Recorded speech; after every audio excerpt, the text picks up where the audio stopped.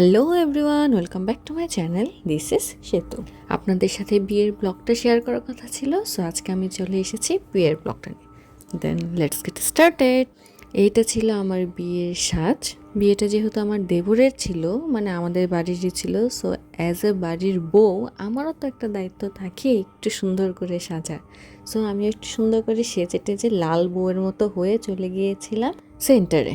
বরযাত্রীরা আসছিল লাকসাম থেকে, সো আমরা নারায়ণগঞ্জ থেকেই বিয়ে অ্যাটেন্ড করি বিধায় তাদের আগেই আমরা চলে গিয়েছিলাম। দেন আমার বাড়ির সবাই খাওয়া দাওয়া করতে বসে পড়েছিল, কিন্তু আমি আমার হাজব্যান্ডের জন্য ওয়েট করছিলাম।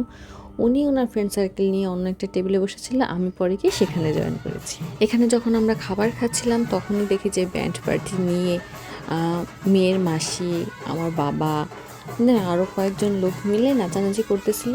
পরবর্তীতে খাওয়া শেষ করে আমি সামনে যেয়ে সেই ক্লিপসগুলো নিয়েই রাখি স্মৃতি হিসেবে। এরপরে চলে গিয়েছিলাম বউয়ের কাছে, যেখানে বউ দাঁড়িয়ে বেশ কিছু ফটোশ্যুট করছিল। আমি সেখানে ওর সাথে একটু দেখা করতে গিয়েছিলাম, প্লাস ও কীভাবে ছবি তুলছে একটু দেখতে গিয়েছিলাম।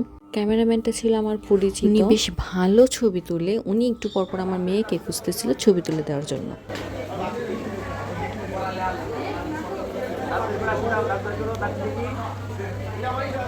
এরপর মেয়ে চলে যায় বউয়ের সাথে ছবি তোলার জন্য, আর আমি এখানে দর্পণ নিয়ে নিচে চলে যাই, কারণ দর্পণটা আমার কাছে ছিল।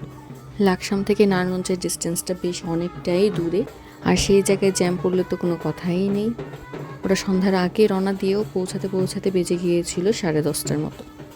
এখানে বর নামার সাথে সাথে শুরু হয়ে গিয়েছিল ফটো সেশন। এই বরটা বেশ লাজুক, ছবি তুলতে অনেক লজ্জা পায়। তারপরেও ক্যামেরাম্যানের ইনসিস্টে তাকে অনেকগুলোই ছবি তুলতে হয়েছে, না হলে বিয়ের অ্যালবামের মধ্যে কি দেখাবে। এখানে বরপক্ষ বের হয়ে মাথায় টোপর পরে চলে যাচ্ছিল গেট ধরার এখানে। বরের বেশ কিছু ফানি ফ্রেন্ডরা ছিল, ওরা বেশ ভালো নাচ করতে পারে। গেট ধরার এখানে বেশ কিছু প্লেকার্ড নিয়ে দাঁড়িয়েছিল বরের উদ্দেশ্যে। ওটা দাবি তো রেখেছিল অনেক, বাট পেয়েছে অল্প। কিন্তু বিয়ে বাড়িতে তো একটু মজা ঠাট্টা হয়, সেই জায়গায় এক্ষেত্রেও বেশ কিছু মজা ঠাট্টা করছিল। আমার নজর যাচ্ছিল বারবার সেই প্লেকার্ডটার উপরে।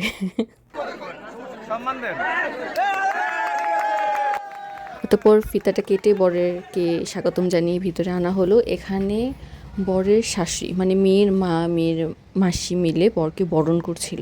আমাদের হিন্দুদের মধ্যে অনেক নিয়ম কানুন থাকে, তো তারা সেগুলো আস্তে আস্তে পালন করছিল। আর বর বসে কিছুক্ষণ পরে ফটোশ্যুটের জন্য রেডি হয়ে নিল, কিছু ফটো তুলে নিল, কারণ এরপরে তো বিয়ের কুঞ্জেতে বসে পড়বে, তখন আর সেরকমভাবে সিঙ্গেল কোনো ফটো নেওয়া যাবে না। আর এখানে সবাই সবার মতো করে যার যার মতো করে গল্প করছে। এটা হচ্ছে বিয়ের কুঞ্জটা, খুবই সুন্দর করে সাজাইছে। ডিপ কোনো কালার দেয় না, একদম হালকা পিঙ্ক হোয়াইট টোনের মধ্যে রাখছে, দেখতে খুবই ভালো লাগে। হিন্দুদের বিয়েটা যেহেতু হয় লগ্ন দেখে, তো লগ্ন হয়ে যাচ্ছিল বিধায় ঠাকুরকর্তা বরকে বসতে বললো, কারণ অনেক রিচুয়ালস থাকে, অনেক নিয়মকানুন থাকে, অনেক মন্ত্রযন্ত্র থাকে। সেগুলো শেষ করে তারপর কনে আসবে, বিয়েটা তখন সম্পন্ন হবে। বিয়ে চলাকালীন অবস্থাতেই আমরা সবাই মিলে বেশ কিছু ফটো তুলে নিলাম, একটু ছবি টবি তুললাম, ফ্যামিলি ফটো।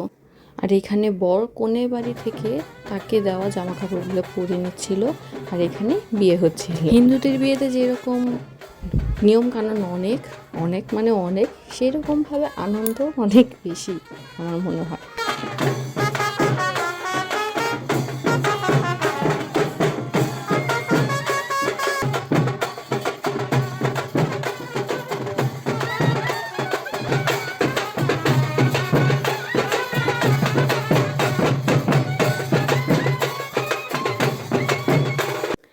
এইবার পালা মালা বদলের।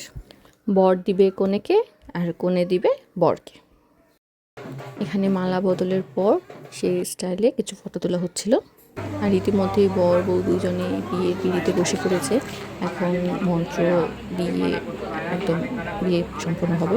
তো ততক্ষণে অনেক লেট হয়ে গিয়েছিল বিধায় আমরা আর পুরো বিয়েটা দেখতে পারিনি। রওনা দিয়েছিলাম বাসার উদ্দেশ্যে, কারণ তখন বাজতেছিল রাত 3:30। সো আর দেখা পসিবল হয়ে ওঠেনি আমাদের জন্য, কারণ আমার মেয়েটা খুবই ছোট, ওর ঘুম পাচ্ছিল।